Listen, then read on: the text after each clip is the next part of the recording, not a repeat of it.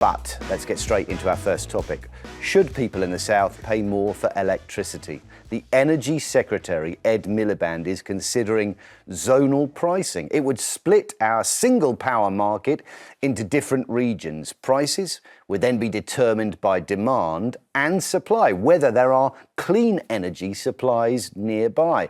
Ultimately, this would mean people in Scotland and the north would pay less, while those in the south could see their bills rise. Supporters of the idea say it will reduce costs for all households overall. However, it is a controversial policy. Some fear it will create a postcode lottery and deter investments in wind and solar farms. Cherry, supply and demand sounds good, right? That's how the market actually dictates price. If you've got the supply in the north, why should you pay the same as those in the south? Absolutely. So I live in the south, so I mean, I'm really doing myself a dirty here, but I feel like I put on the central heating less than, say, someone in the north. So it's already a postcode lottery because it's warmer down south, so I pay less money for my central heating. So already I'm benefiting from my environment. So why, if you live up north and you have wonderful wind, and yes, it's colder, why do they not get to benefit from that? We are so reliant on gas, and it is a terrible place to be economically. We need to wean ourselves off gas. So the government said that by 2030, we'll hopefully only have 5% of reliance on gas, which means that bills will be cheaper, but we have to invest in renewable energy. So this has to happen. It's the changeover from gas to renewable is painful, but it has to happen. We are too reliant on gas. The prices of electricity is determined by the price of gas. And right now we're in a state where we're at the hands of global situation, which, as we know in Ukraine, meant the gas prices have gone up hugely. If they are prepared to take wind turbines, big PV fields in the north and in Scotland, they should reap the benefit. Is that absolutely? Effectively It what also you're saying? means that we are in the south. Aren't we then incentivised to have more wind farms? I mean, it makes sense. No, it does not make sense. No. We don't even go down there. This idea. Why should, if they're prepared to take that pain and give over beautiful hillsides to wind turbines, why should they not get the benefit of that? And as Cherry says, it's typically colder in the north. That's what climate does. What's really interesting, you're talking about it from a sort of a resident's perspective. Most of the energy that's used up is with businesses like mine. I go through on an hour basis of the amount of energy that we're using because, you know, when I get my bills on a monthly basis, it is pretty shocking. And we're spending all of our time trying to think, how can we sort of conserve the energy? So my big thing is that how on earth do we try and bring these energy levels down? People come into my shops, they come in to use the electricity for their phones to keep warm. I'm paying for people being able to turn their electricity off at home. So what I think is this, is that what you will definitely do is that you will penalise business. A lot of the businesses in the south, you can't then say, well, you're going to have to pay more because you're in the south.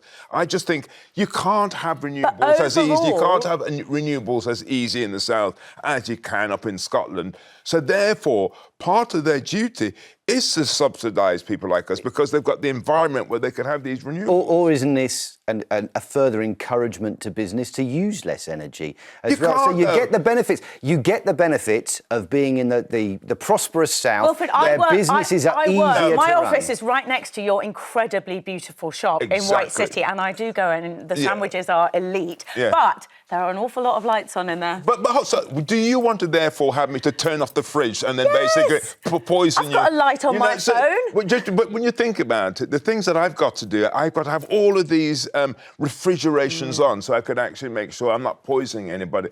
You've got to put the lights on so people can actually see what they're sort of buying. So I'm telling you, we would turn off everything. Once we... Just give you an example. When we have our hot plate counter, I'm timing down to 2 o'clock to switch it off because it's going to cost me a fortune if I have it for an hour less. So we do as much as we can. Overall, this will reduce energy prices in the long run, which is what we need to do. We're too reliant on gas, and we need to solve it. And as a resident, if you want to do that as a resident, it's fine, but do not penalise business. Is it not possibly perpetuating the myth that everybody in the south is rich? Because there are areas of deprivation in the south, Cherry, just as there are in the north. And for those those people who have no choice. They can't suddenly up sticks and move to the north. They have to take the hit for these higher prices. If we stay reliant on gas as we are right now, the costs are going to go up anyway. The costs are going to go up anyway.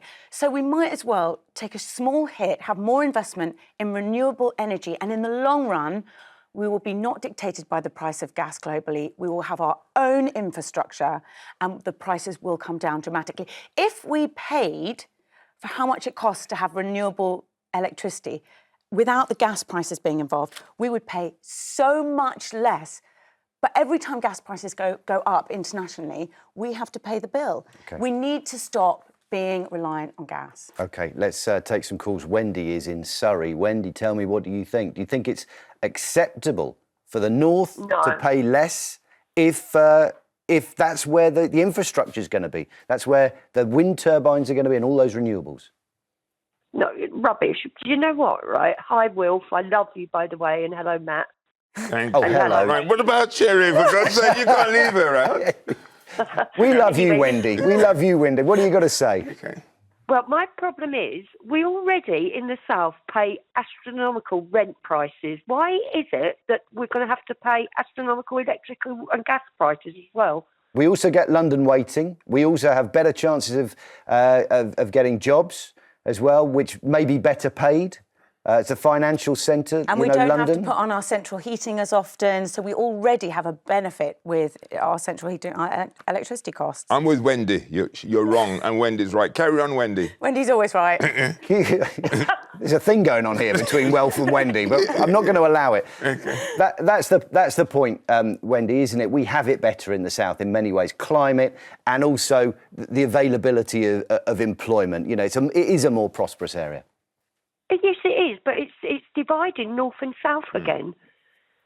But it's already divided. It's already currently divided. It's just that we benefit and the North doesn't. Whereas if they have got the infrastructure, if they've got the wind and the cold and the rain, they're already having to pay for extra heating. At least they get a bit of benefit from that. And it means that we are more incentivised to get a benefit from us. We need more renewable energy down here. We need to build more wind farms down here, and that will solve the problem. So where do you plan on building? Yeah, do you want them in the evening? Offshore. Offshore. We have so much beautiful coastline. You can build a wind farm offshore. Yes, beautiful. Why would we want to put wind farms? There's a huge wind farm in Brighton that you can't see. Let's hit. Sorry, Wendy. Oh, you can. If you go down to Deal, which is beautiful, a beautiful part of the country in Kent, right? You go down there and all you can see for miles is bloody wind farms. It's really ruined it. Oh, that's a shame. Normally they're out of it. You can't see them. OK, Wendy, what's your solution to this? Keep it as it is. Are you saying that whatever happens, whoever takes those wind farms, that we all get the same bills to pay? There is a slight difference at the moment with standing charges, but apart from that, we're pretty much on the same tariff across the country. No. I think that what we should do is give families like with young children and elderly people the benefits of paying lower. I mean, that's a really good... Not just the North and South.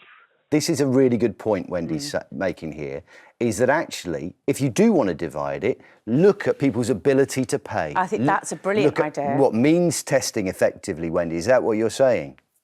Well, not means testing, because at the end of the day, it means filling out more forms and more people. It's very complicated. But you know by somebody's age if they are deserving of, like old people, they feel the cold more. So therefore, they should be getting any subsidies that come their way. I mean, Wendy makes a good point. We have social tariffs for mobile phones and for broadband. Yep. We don't have them on our heating bills. I think that's a really good idea. And a crisis coming along, that might be a better way to split the country up. But maybe that's a chat for another day. Richard, thank you for your call, Wendy. Brilliant. And I'm sure we'll get Wilf's number for you later on. Richard is in North Yorkshire. What do you think? Would this make sense? I mean, from your home, Richard, how far is it to the closest wind turbine? I thought there was something called a national grid, which supplied electricity across the country and even things out. So when the wind doesn't blow, you get the power from Hinkley Point to down south. All you're doing is spreading division so people can screw more money out of us. And do you think that's the effect it would have then, Richard? That it would say, to people in the south, oh, they've got it so much better up north. They're getting a cut on their energy bills when we should be sharing this out the way we always have. Yeah, but equally well, when the Hinkley Point comes online and the wind doesn't blow, should the people up north be paying more? It's a really good point. If you're going to be that flexible, you start to make it more complicated, harder to understand as well, presumably, Richard, when your bill comes in, because it's... Well, that's why it's called a national grid. Yeah. And that's the way it's been for many years. Previously, we had little regional companies providing power, electricity and gas as well. We moved away from that years ago.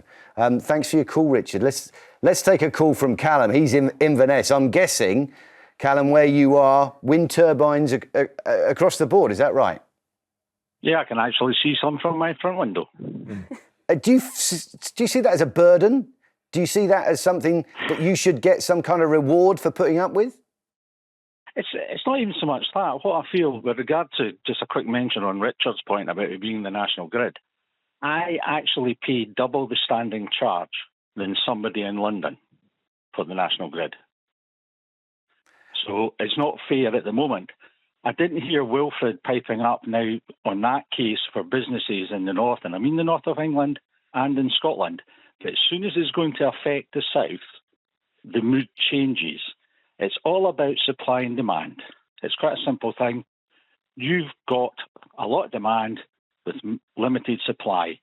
We've got a lot of supply with little demand. So if you want it, you pay for it. It's quite a simple marketing thing, and I'm sure Wilfred would back a free market. What I'm interested in, how comes you're having to pay double the standing charges? That doesn't make any sense to me. When I would imagine it'd be cheaper. Is it due to the company that you're with? No, it's not the company. The standing charge is set by the government. That seems to be really unfair as far as I'm concerned. I'm going to go out on a limb here. I have limited knowledge about power distribution, but I'm going to say getting power across Scotland is going to be a lot harder than it is to bring it to cities which are closer to generating points. So that may be where the standing charge costs. But Callum makes a good point here. Again, if we have the same price, what's the incentive for people to start businesses up in Inverness as opposed to in Richmond or, you know, in the south of England? It's going to be another discourager. But it's a lot. Just going on the point you've just made, it's a lot more difficult to start businesses, let's say in a rural Inverness. The cost of starting it is phenomenal. You go to where most of the people, it's all about sort of distribution.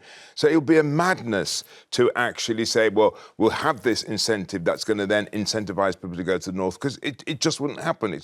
It wouldn't make commercial sense. Isn't it another cost that you take into account when you're putting together your business plan? I'm in the food industry. The food industry is a very, very low margin business. There's nowhere to go with some cost, really. I mean, people go where it's cheaper. You just couldn't do it. Okay, let's try and take one more call. Amy's in Carlisle. What do you reckon? Does this make sense to where you are in Carlisle at the moment to get a bit of benefit back, Amy? Well, as you say, I'm in Carlisle. I think it's a brilliant idea. I've never heard of anything so good in my life. I think it's fabulous. Go on, Amy. Cherry, I'm with you all the way.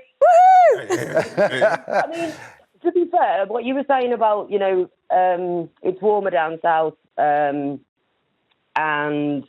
you use less, and in a roundabout way, we'll all end up paying sort of the same. I mean, I'm sitting here now, 10 to 12. I've got my lounge light on because I can't see my crossword book without it on. My neighbours, I've got layers and layers and layers of clothes on because I'd be grudge putting it on unless I have to. But my neighbours had her heating on for an hour this morning. We are using a lot more. Why not get it a little bit cheaper? And It feels fair. I think it's a brilliant idea. Yeah, it feels fair, doesn't it? Like, you have to put your central heating on at this time of year. We don't. So if you look at it from that point of view, rather than who's supplying it, you look at who needs it. Yeah. Maybe that's a different way to examine the same problem. Thank you very much, guys, and thank you, Amy. Thanks for all your calls. We're going to move on, though.